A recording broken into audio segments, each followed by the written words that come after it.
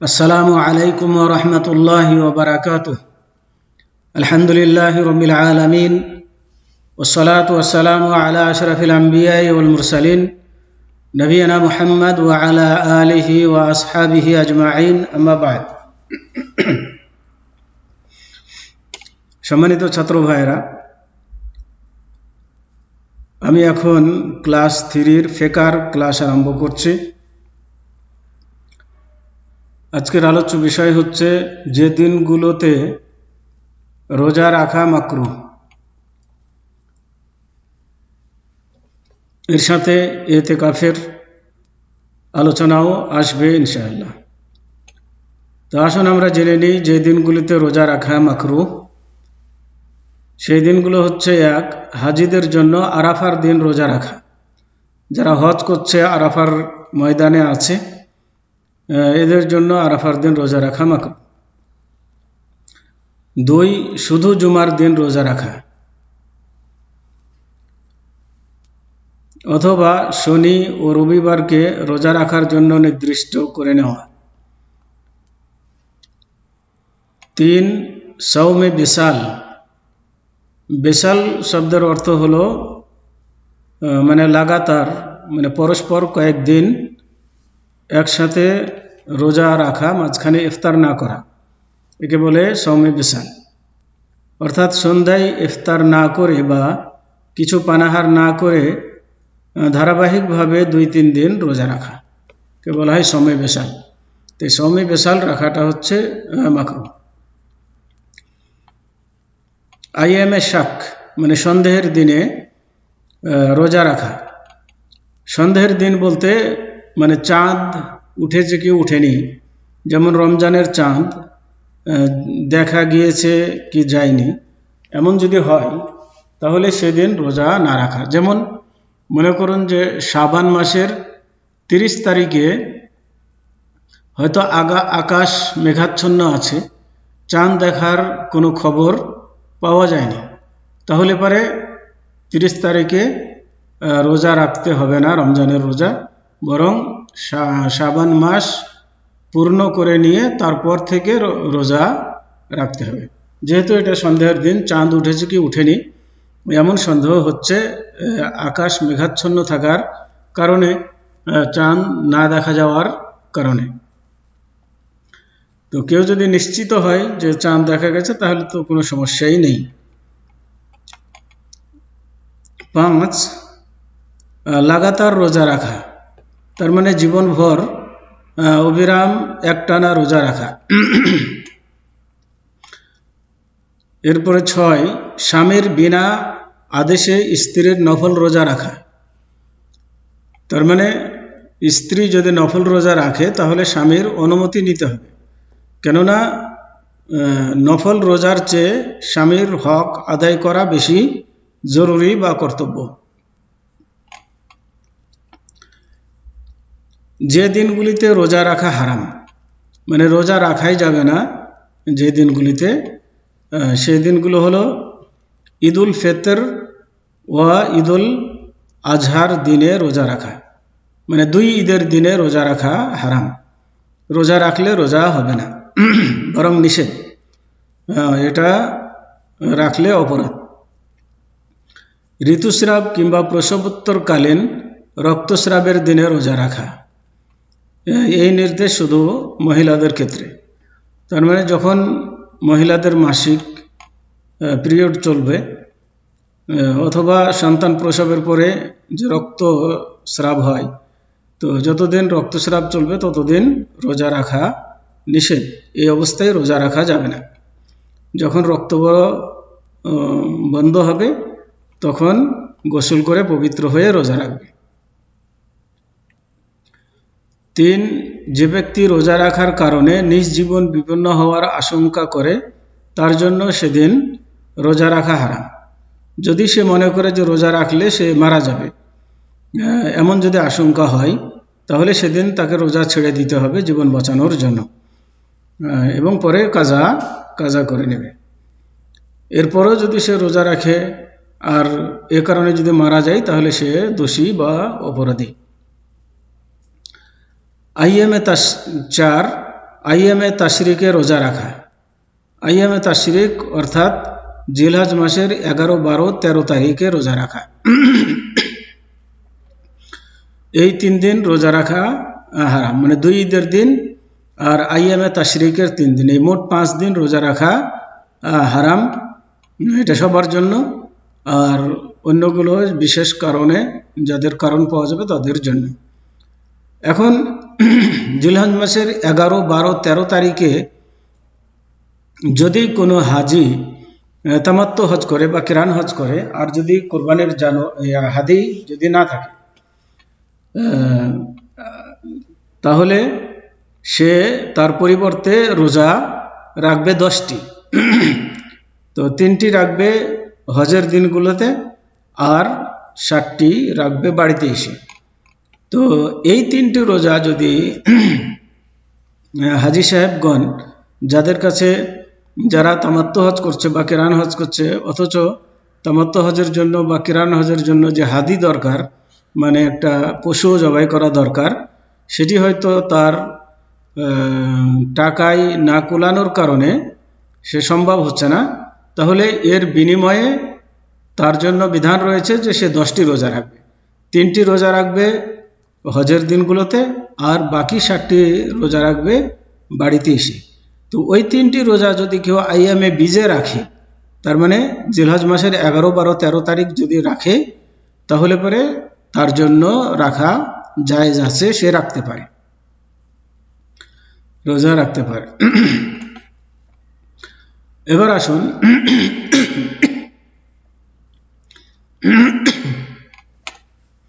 এতেকাফ।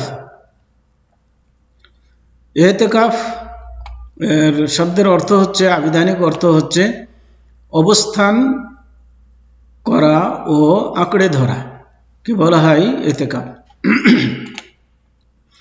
আর পারিভাষিক অর্থে এতেকাফ বলা হয় আল্লাহর আনুগত্যের উদ্দেশ্যে মসজিদে অবস্থান করা। আল্লাহর আনুগত্যের উদ্দেশ্যে মসজিদে অবস্থান করাকে বলা হয় এতেকাফ। তো এতেকাফকে বিধান রূপে প্রবর্তন করার রহস্য: 1. আল্লাহর জিকির ও ইবাদত হতে গাফিল করে দেয় এমন সব কাজকর্ম থেকে চিত্ত মুক্ত করা।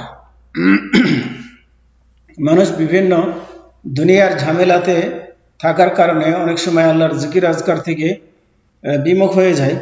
তো একনিষ্ঠভাবে আল্লাহর জিকির আজকার করার জন্যই এতেকাফের বিধান দেওয়া হয়েছে। 2 নম্বর হলো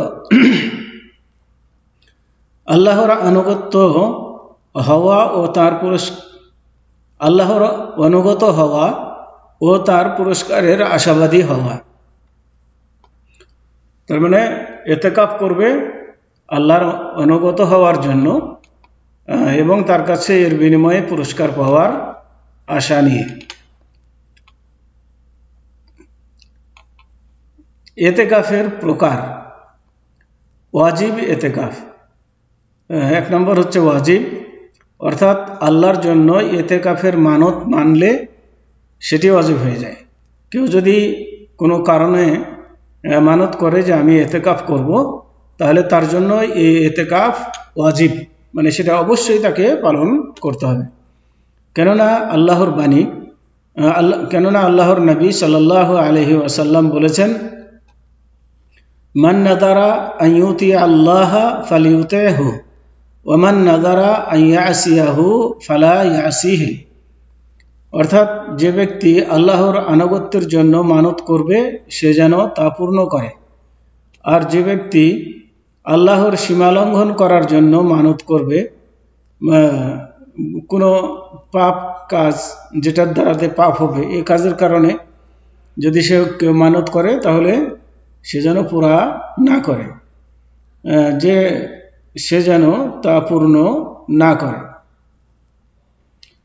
সহিহ বুখারী হাদিস নম্বর 6696।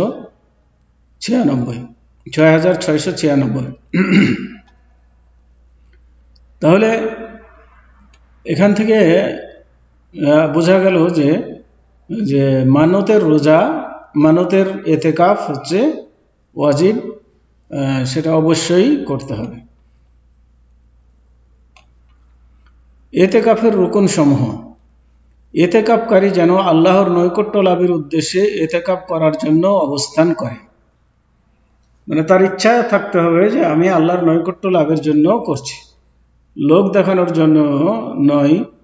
বা আমাদের দেশে যেমন প্রচলিত আছে যে একজনকে এতেকাফে বসাতেই হবে গ্রামের পক্ষ থেকে, অমুক থেকে, এ ধরনের প্রথা, যার কারণে অনেককে পয়সা দিয়েও কি করা হয়, এতেকাফে বসানো হয়, তাকে কিছু সুযোগ সুবিধার লোভ দেখিয়ে এতেকাফে বসানো হয়। তো এই ধরনের উদ্দেশ্যে যদি কেউ এতেকাফে বসে তাহলে সেটি এতেকাফ হবে না, বরং এতেকাফকারী একমাত্র আল্লাহর নৈকট্য লাভের জন্য, সন্তুষ্টির জন্য এতেকাফ করতে বসবে, স্বেচ্ছায়, নিজের ইচ্ছায়, অন্য কেউ তাকে বসাবে এমনটি নয়। 2, যে মসজিদে জামাত প্রতিষ্ঠিত হয় সেই মসজিদে, তার মানে যে সমস্ত মসজিদে জামাত হয় এমন মসজিদে এতেকাফ করতে হবে। যেগুলোতে কোনো সময় মানুষ নামাজ পড়ে, কোনো সময় পড়ে না, নিয়মিত নামাজ হয় না, এই ধরনের মসজিদে নাই, বরং যেখানে সর্বদা সবসময় জামাত হয় এ ধরনের মসজিদে ইতিকাফ করা জরুরি।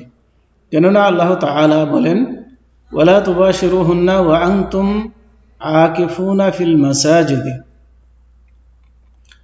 এখানে আল্লাহ বললেন যে তোমরা মসজিদে ইতিকাফ করার সময় তোমাদের স্ত্রীদের সাথে সম্মিলিত হবে না, তার মানে স্ত্রী মিলন করবে না।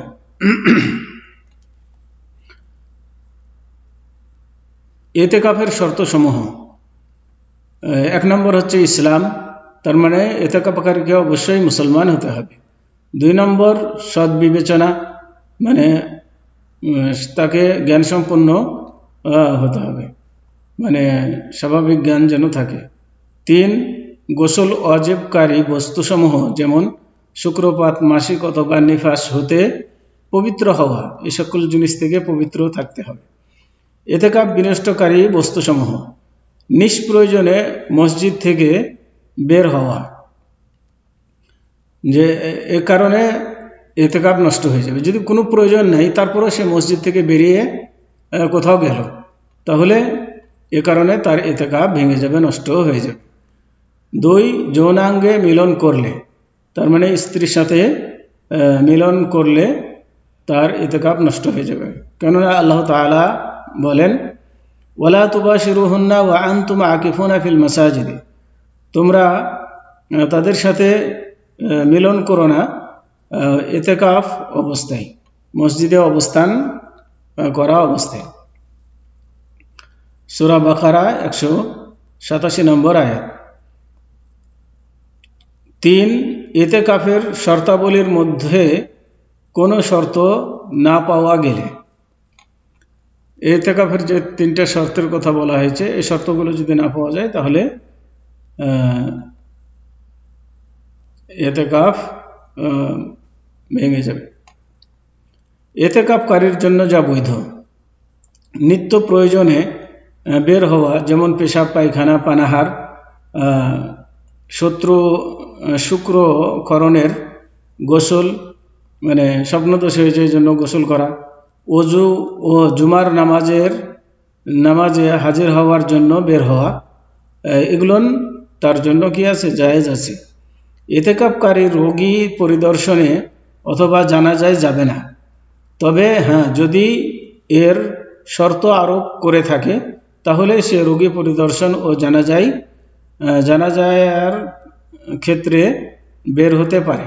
তার মানে কোনো ব্যক্তি যদি কোনো ব্যক্তির সাথে শর্ত আরোপ করে থাকে, বলে যে ভাই আমি যদি মারা যাই তো অবশ্যই আপনি আমার জানাজাতে আসবেন, আর ওই এমন অবস্থায় সে মারা গেল যে যার সাথে শর্ত করেছিল সে ইতিকাফে আছে, আর সে যদি কথা দিয়ে থাকে তাহলে তাকে যাওয়া, সে শুধু যেতে পারবে, অন্য কেউ এমনি বিনা কারণে মানে জানাজাতেও উপস্থিত হবে না। ইতিকাফকারীর জন্য যা সুন্নাত, নির্জন অবস্থায় থাকা, এক নির্জন অবস্থায় থাকা এবং সান্নিধ্যের কাজে যেমন কোরআন তেলাওয়াত, জিকির ও নিষিদ্ধ সময় ব্যতীত নামাজ পড়া, ব্যস্ত ও লিপ্ত থাকা। তার মানে নির্জন অবস্থায় থাকা এবং আল্লাহর সান্নিধ্যের কাজে ব্যস্ত থাকা, এটা হচ্ছে সুন্নাত। 2, নিরর্থক কাজ পরিহার করা, মানে যেগুলো দরকার নাই এমন কাজকর্ম পরিহার করা। তো আজকে এ পর্যন্তই। সাল্লাল্লাহু আলা নবিয়িনা মুহাম্মদ ওয়া আলা আলিহি ওয়া আসহাবিহি ওয়া বারিক ওয়া সাল্লাম। আসসালামু আলাইকুম ওয়া রাহমাতুল্লাহি ওয়া বারাকাতুহু।